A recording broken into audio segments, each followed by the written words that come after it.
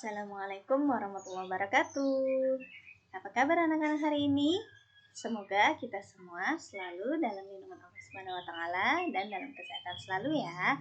Amin. Baik anak-anak, sebelum kita mulai pembelajaran kita hari ini, kita berdoa terlebih dahulu ya. Bismillahirrahmanirrahim. Allahumma ftah lana hikmataka wa anshur alaina rahmataka min khazaini bi rahmatika ya arhamar rahimin. Rabbi zidni ilman warzuqni fahman. Amin. Baik anak-anak, pada pertemuan sebelumnya kita sudah membahas tentang kisah Nabi Sulaiman alaihi salam ya, tentang kehebatannya ya. Dan pada pertemuan hari ini Bu Guru ingin menampilkan video kisah Nabi Sulaiman alaihi salam tentang burung hudhud ya. Silahkan anak-anak melihat video ini ya.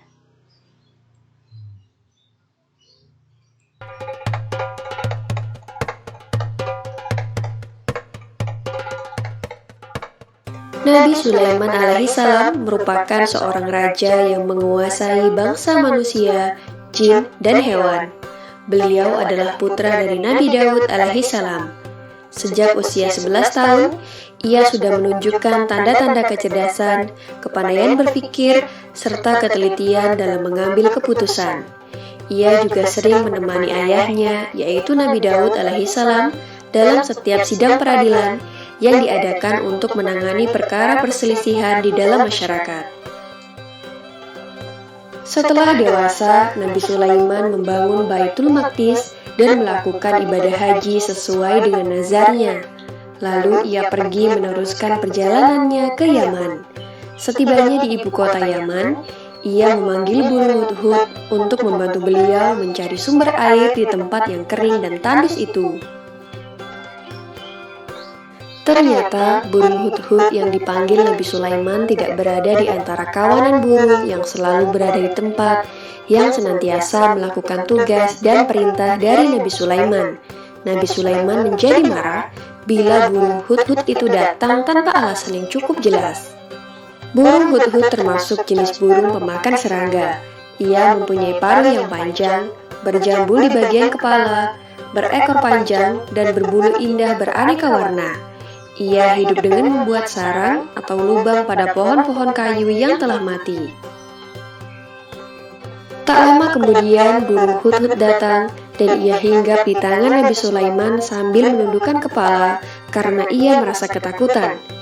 Ia berkata, "Aku telah melakukan penerbangan serta pengintaian dan menemukan sesuatu yang sangat penting untuk diketahui oleh Paduka Tuhan. Aku telah menemukan sebuah kerajaan yang besar dan mewah di negeri bernama Sabah yang dikuasai dan diperintah oleh seorang ratu. Aku juga melihat ratu itu duduk di atas sebuah tahta yang megah bertaburkan permata yang berkilauan. Ratu dan rakyatnya itu tidak mengenal Tuhan pencipta alam semesta yang telah mengaruniakan mereka kenikmatan dan kebahagiaan hidup. Mereka tidak menyembah dan sujud kepada Allah, tetapi kepada matahari. Mereka bersujud kepada matahari di kala terbit dan terbenam. Mereka telah disesatkan oleh iblis dari jalan yang lurus dan benar," kata burung hudhud. Nabi Sulaiman menjawab, "Baiklah, kali ini aku ampuni kesalahanmu. Karena berita yang engkau bawakan ini aku anggap penting untuk diperhatikan. Aku akan menulis sebuah surat dan bawakanlah surat ini ke negeri Sabah, tempat istana ratu yang engkau maksud. Kemudian kembalilah secepatnya, sambil aku menanti perkembangan selanjutnya bagaimana jawaban dari Ratu Sabah atas suratku ini." Burung hudhud terbang kembali menuju negeri Sabah, dan setibanya di atas istana kerajaan, burung hudhud melemparkan surat dari Nabi Sulaiman tepat di depan Ratu Balqis yang sedang duduk di atas tahtanya yang megah. Ia terkejut melihat sepucuk surat jatuh dari udara tepat di hadapan wajahnya. Dalam surat tersebut, Nabi Sulaiman mengajak Ratu Balqis dan rakyatnya agar tidak menyembah matahari dan berserah diri kepada Allah. Kemudian Ratu Balkis mengadakan perkumpulan dengan para penasihatnya untuk membahas isi surat dari Nabi Sulaiman. Demikianlah kisah Nabi Sulaiman alaihi salam dengan burung hudhud. Di video selanjutnya. Ya, baik anak-anak ya.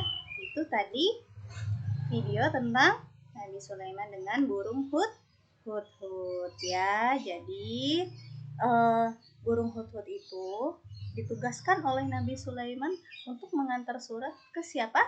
Ke Ratu Bilqis. Nah, isi suratnya itu untuk apa?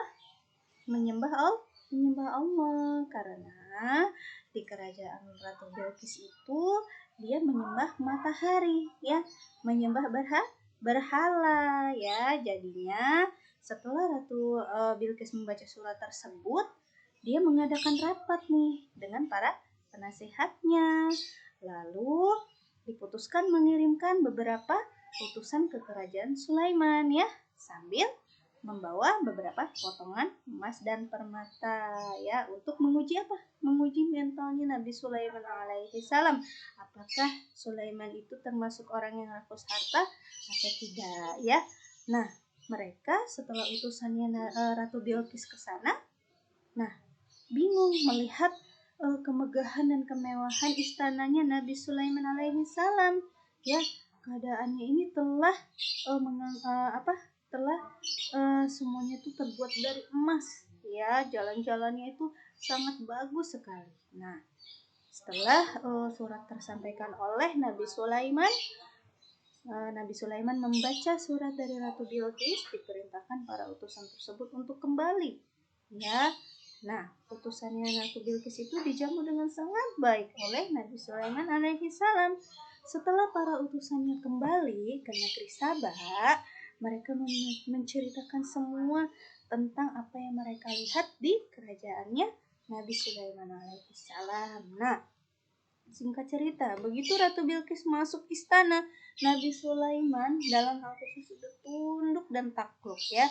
Tiada kalimat yang tidak dapat diucapkan oleh Ratu Bilqis selain mengikuti ajaran Nabi Sulaiman dan menyembah kepada Allah Subhanahu wa Ta'ala ya. Dan dari situ Ratu Bilqis itu mengajak seluruh rakyatnya untuk menyembah Allah, dan akhirnya Ratu Bilqis diperistri oleh Nabi Sulaiman alaihi salam ya.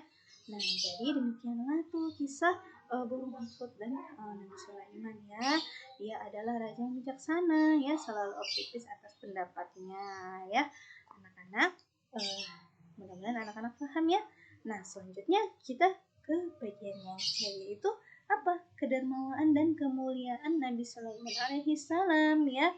Nah, kedermawanan dan kemuliaan Nabi Sulaiman alaihissalam ini adalah dia adalah sosok nabi yang terkenal sebagai pekerja keras dan peka terhadap setiap penderitaan yang dihadapi oleh rakyatnya ya. Beliau selalu memerintahkan kepada menterinya untuk membantu keadaan rakyatnya yang kelaparan, yang kesusahan, yang menderita ya. Beliau juga sangat tegas bila melihat pegawainya yang terbukti curang dalam melaksanakan tugasnya. Namun demikian, Nabi Sulaiman juga dikenal sebagai sosok yang sangat ramah ya, yang sangat dermawan ya, sehingga dia dicintai oleh rakyatnya ya. Nah, baik anak-anak, semoga dengan pembelajaran kita hari ini, anak-anak dapat mencontohkan kisah Nabi Sulaiman alaihissalam dan dapat berbuat kemuliaan dan kebaikan ya. Mudah-mudahan pelajaran kita hari ini bermanfaat. Semoga mendapatkan pahala dari Allah. Amin amin ya rabbal alamin. Baik, sebelum kita akhiri pertemuan kita hari ini, kita membaca doa terlebih dahulu. Subhanaka Allahumma wa bihamdika asyhadu an la ilaha illa anta astaghfiruka wa atubu ilaik. Baik anak-anak, tetap semangat selalu ya. Wassalamualaikum warahmatullahi wabarakatuh.